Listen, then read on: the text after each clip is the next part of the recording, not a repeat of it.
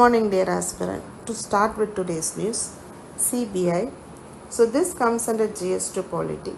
So Supreme Court on Wednesday refused to accept at face value the centre's claim that it has no control over the CBI.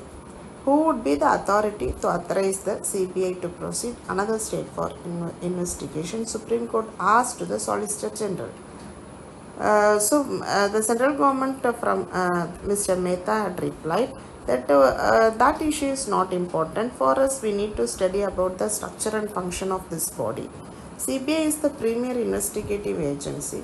The agency was established in 1963 by the Indian government as a result of the recommendation of Santhanam Committee.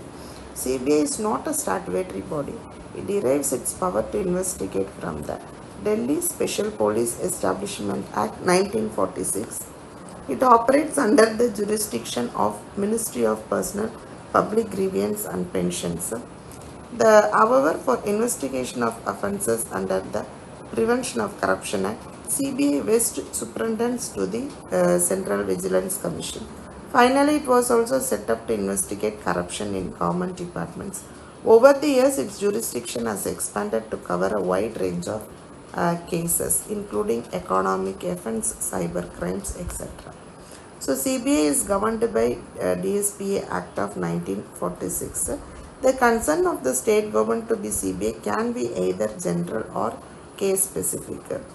In case of specific concern, CBI would have to apply to the state government in every case. Democracy. So this comes under GS2 polity. India's vibrant democracy thrives on the idea that elected representatives embody the people's mandate, and together it formulate policies and ensure their implementation at the levels of the central and state government. Democracy is a form of government in which rulers are elected by the people. Government has to explain its action to people. Democracy is of two types. One is direct and indirect.